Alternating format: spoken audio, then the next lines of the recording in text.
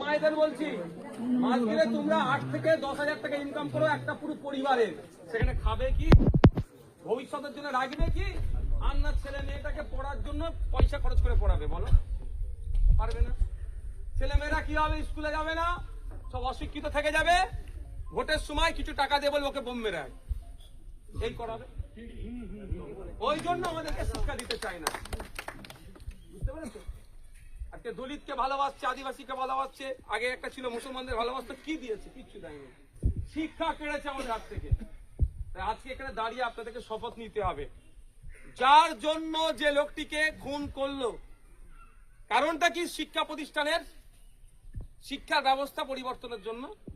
যতদিন না শিক্ষা প্রতিষ্ঠানের শিক্ষা ব্যবস্থা পরিবর্তন হচ্ছে, ততদিন আমরা চুপ থাকবো না, লড়ে যাবো। আর একটা সাথে শপথ নিতে হবে, যে লড়াই নেমেছিল, খুন করেছে, যতক্ষণ না ওরা শাস্তি পাচ্ছে, এই লড়াই থেকে আমরা কাঁধে কাঁধ মিলিয়ে থাকবো। অনেক চেষ্টা চলবে, এটা বড় একটা পলিসি, যে আপনার আমার হাত থেকে শিক্ষা কেড়ে নেওয়ার একটা বড় পলিসি হচ্ছে, আপনি আমি যত কম জানবো তত প্রশ্ন কম করবো, যেই জেনে যাব সে প্রশ্ন করতে শুরু করে দেবো। ওই জন্য জানবে না কেন, স্কুলটা বন্ধ করতে হবে। 2011 থেকে 2025 সারা পশ্চিমবাংলায় 25,000 প্রাইমারি স্কুল বন্ধ হয়ে গেছে। ক্ষতিগ্রস্ত কারা হয়েছে বলুন তো? গরিব হিন্দু, আদিবাসী, দলিত আর মুসলমান, এই এলাকার মানুষজন ক্ষতিগ্রস্ত হচ্ছে। এটা একটা টার্গেট, যে এদেরকে শিক্ষিত হতে দেওয়া যাবে না। ওই জন্য শিক্ষার কথা বললে মেরে দাও। চুনি কোঠাল, তাকে সুসাইড করতে বাধ্য করিয়েছিল, কেন? সে লোধা সবর জাতির মানুষ, কেন গ্রাজুয়েশন পাস করবে, কেন ইউনিভার্সিটিতে যাবে, এমন টিপ্পনি কেটেছিল, সে সুসাইড করে দিল।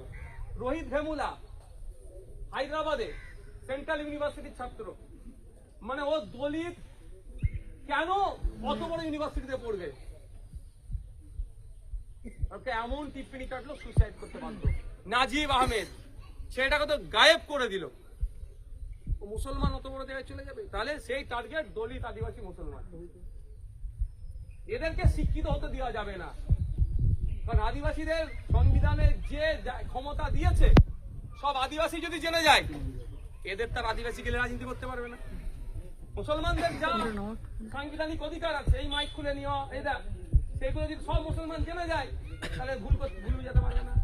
দলিতদের যে অধিকার আছে, বাবা সাহেব আম্বেদকর বারবার করেছিল, সব দলিতরা জেনে যায়, এদেরকে দিয়ে আর নোংরামি করতে পারবে না। তাহলে কি করতে হবে? এদেরকে পড়াশোনা কমিয়ে দাও।